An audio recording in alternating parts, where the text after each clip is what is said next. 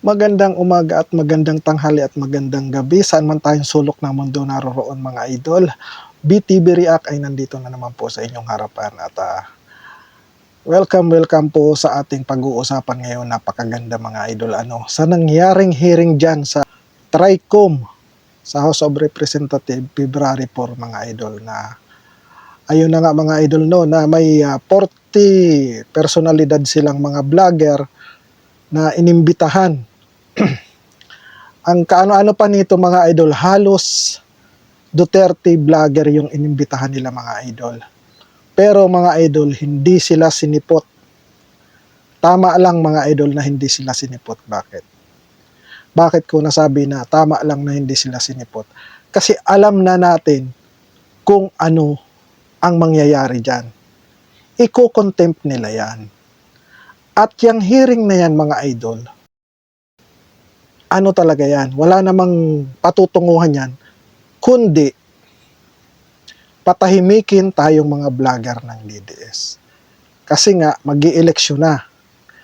At yung hearing na yan mga idol, sinasabi lang nila na para daw makagawa sila ng batas, pero ang pinaka-subject niyang hearing na yan ay singilin at i-contempt ang mga DDS vlogger at patahimikin talaga. Dahil nga, kung matatandaan nyo, dun sa Quadcom nag-umpisa yan.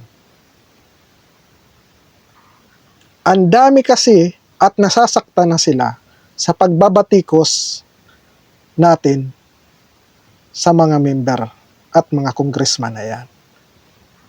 At ito na nga mga idol, pag-uusapan natin ngayon itong si Congressman Atras Abante. Na siya na mismo, sa bibig niya na mismo, nanggaling kung ano talaga ang pinaka gusto nilang mangyari dyan sa TRICOM na yan. Dahil nagalit siya doon sa ating queen vlogger na si Ma'am Joey at nagmura pa nga siya mga idol. Nagmura pa nga siya. Pero sinasabi niya, hindi daw yun mura. Kasi, ina mo lang daw ang sinabi niya. Tingnan nyo na yan mga idol. Ano bang ibig sabihin ng ina mo? Hindi niya lang dinerecho, pero yun din yun. Kargado din yun. Kung ganon ang gagawin mo, galit siya kasi minumura daw siya. Tinatawag daw siyang bobo na ni Ma'am Joey. Kala ko ba? Sabi ni Congressman Barbers, okay lang daw sa inyo. Natawaging bobo, murahin kayo ng 24/7, okay lang daw yun. Basta wag lang daw silang gagawa ng istorya at gagawa ng fake news. Wala naman po talaga kaming ginagawang fake news at reaction video lang po kami sa mga nakikita namin sa inyo dyan nung nasa Quadcom kayo. At hindi po kami mga bayaran na yun ang gusto nyong palabasin na mga bayaran ang mga DDS vlogger ng Pogo at mga narko kami. Kaya po hindi pumunta sa inyo dyan sa Kongreso ang mga inimbitahan nyong DDS vlogger. Bakit kamo? Isa pa, ikukontempt nyo lang naman talaga sila dyan. At isa pa, teritoryo nyo yan. At isa pa po, hindi sila pumunta dyan dahil dumiretso na sila mismo sa Supreme Court. Yun po ang mas maganda. So ngayon po, kung anong sasabihin ng Supreme Court, doon kayo magharap-harap sa Supreme Court. Kasi, pag dyan talaga sa inyo, sa Quadcom pa lang, ang dami nyo na pong binuli at ipinakulong dyan at pagmamalabis nyo sa posisyon nyo at pagmamalabis nyo sa kapangyarihan na hawak nyo. Diba? Congressman Barbers, anong sabi sa iyo ni Ma'am Alice Soto noon? Diba? Nung in-interview ka sa channel nila, huwag nyo po akong imbitahan dyan Dahil sigurado pong marami akong masasabi. Dahil marami po talaga sa inyo na nagmalabis nung Quadcom hearing. Di ba yan po ang sabi sa inyo? At doon mo rin po sinabi, Congressman Barbers, na okay lang sa inyo. Tawagin kayong bobo, murahin kayo ng 24/7, wala yan sa inyo. Bakit po itong si Congressman Ataras Abante umiiyak ngayon at naghahamon kay Ma'am Joey na humarap dyan sa teritoryo nyo? Ano pong masasabi mo dyan, Congressman Barbers? Dapat sabihan mo ang kasamahan mo. Dahil ikaw mismo nagsabi na okay lang sa inyo. Natawagin kayong bobo, murahin kayo ng 24/7. Di ba? Sa'yo po yan galing at sa bibig mo po yan ang galing. Pero itong si Congressman Abante, bakit po nanggagalaiti siya kung minura man siya o tinawag man siyang bobo ni Ma'am Joey? Eh yun po eh. Hindi na po natin patatagalin mga idol. Ipaparinig ko po sa inyo mga idol ang sinabi nitong si Congressman Abante. Pati ngayon, nanonood ngayon, umarap ka dito, kumatapang ka. Hirap sa iyo, nagmumura ka. Nang dyan na wala kaming kalaban-laban. Umarap ka dito. Dito. Namo. Oh. Narinig niyo po mga idol ha. Sabi niya, humarap ka dito. Dito. Ina mo. Oh. Ano po bang ibig sabihin niya? Di ba mura din po yun? Hindi niya lang diniretso, pero mura po yun. Pakinggan po natin tuloy. First, Mr. Chair. Yes, Congressman. Particularly, I am referring to AKA Joe Divery. Sapagkat matindi yung kanyang mga sinabi dito. Gusto ko talagang makita siya at makausap. Sapagkat dito minura niya ako. At ang sabi niya, panay kabobohan sa quad. Dayang kuryente sa iyo. Huwag mo na sabihin.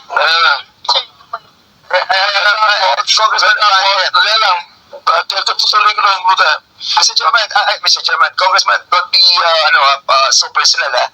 Let's be more comprehensive on this approach. Binapasok ko lang po. Binapasok ko lang eh. Oh, di ba po?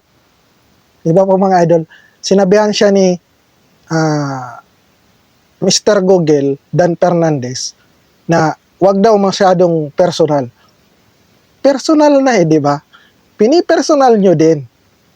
Dahil nga, nasasaktan kayo sa mga sinasabi ni Ma'am Joey. Ituloy po natin. Sige, go ahead. I'll give you pangalawa, November 13, 2024, nagmura na naman siya. Hindi ko na babanggitin yung mura niya. Tinatanong kung anong legislation ginawa niyo in relation to this. BS, ano ba yung BS? BS inquiry, sasagot ka. Swelduhan ka ng taxpayers, gago. Oh, di ba? Tama naman po. Sino po ang nagpapasweldo sa inyo dyan? Di ba? Kaming mga taxpayers, taong bayan. Taong bayan ang nagpapasweldo sa inyo. At taong bayan din ang nagluklok sa inyo dyan. Pero kung makaasta kayo at kung makapagmalabis kayo sa katungkulan nyo at kapangyarihan nyo, sobra-sobra na lang. Gaya po nung ginawa nyo kay Colonel Grijaldo. Ano pong sinabi nyo? Tingnan nyo nga po ang mukha ni Grijaldo sa mukha namin ni Dan Fernandez. Sino po ba ang mukhang sinungal sa aming tatlo? Di ba? Binuli nyo si Colonel Grijaldo. Binuli mo, Mr. Ataras Abante. Tapos ngayon, pag ikaw ang minumura at sinasabihang bobo ni Ma'am Joey, nag-iiyak ka dyan. Na mismo ngang si Congressman Barbers nagsalita na okay lang daw sa inyong sabihan ng bobo at murahin, basta wag lang daw po gagawan kayo ng istorya na hindi naman totoo, na hindi naman namin ginagawa. Dahil ang ginagawa lang po naming mga DDS vlogger ay nagre-reaction kung ano ang mga napapanood namin sa inyo sa Quadcom at totoo naman po talagang nagmamalabis kayo sa inyong katungkulan at sa inyong kapangyarihan. Tuloy po natin mga idol. November 3, 2024, si Benny Abante at si Romel Marbil ay mga protektor ng illegal na droga dahil pilit nilang pinalalabas na hindi ito ganoon kasama. Oh. Totoo naman po, di ba? Mga idol. Totoo naman po na sinabi yan ng ating chief PNP na si Marbel na ang pag-a-addict daw po ay hindi talaga masasabing addict.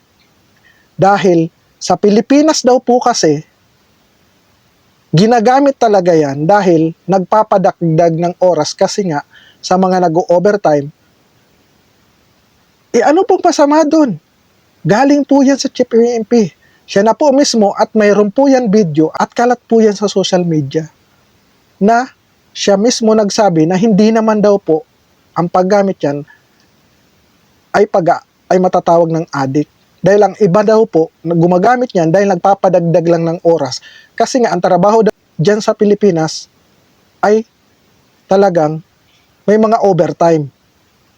Ano pong masama doon? Congressman Abante. Tuloy natin. Tapos, sabing ganyan, si Dan Fernandez and Ace Fiber Survey are depressing. Alam na nila na matatalo sila sa eleksyon. So what is the hearing for? Smoke screen for the discount. Sinabi ko ito sapagkat matindi po itong mga akusasyon na ibinigay nitong gusto mo nilang magbura eh. Hindi na ako pupumura muna. Oo. Kailangan po, itong mga to, ang tatapang nila eh. Ang tatapang sa pagmumura, nang wala tayong laban-laban. Ngayon, pag kaharap dito, hindi makaharap dito. Oo. Mga takot din pala yung mga yan eh. Please hold your fire. Oh. Di ba po? Makikita nyo kung anong klaseng congressman to. Di ba? Ang tapang niya. Sinong pupunta dyan kung ganyan ka, Mr. Congressman Abante? Di ba ganyan naman talaga ang mga style nyo? Ang tatapang nyo sa mga ordinaryong tao na kagaya namin, kagaya ni Ma'am Joey. Pero, nung si Tatay Digong ang kaharap nyo dyan, may pabasa-basa ka pa ng verse ng Bible. Ang bait-bait mo. Ang bait-bait nyo dyan. Pero pag ordinaryong tao na kagaya namin, ayan ang ugali mo. Ako po, ito po sa mga nasasakupan nito, ni Congressman Abante. Kayo na po ang bahala. Kung gusto nyong ganitong congressman sa inyong distrito, wala kami magagawa. Kayo naman po. Nasa sa inyo naman po yan. Pero kung para po sa akin, kung ako ang nasasakupan nito, ay magpalit na tayo ng bago. Yung totoo talagang magsiservisyo. At hindi ganito ang ugali, di ba? Para sa akin po yun, opinion ko yun. Pero hindi ko po kayo sinasabihan. Sa inyo po yan, bahala kayo. Tuloy po natin. I'm on the process of admission ano pa lang muna tayo, Congressman Abante. We can tackle that on the interpellation. Mr. Chair, gusto O, di ba? Sinaway siya ni Congressman Dan Fernandez kasi hindi pa, may usapan tayo na walang ganyan. May usapan tayo, saka na tayo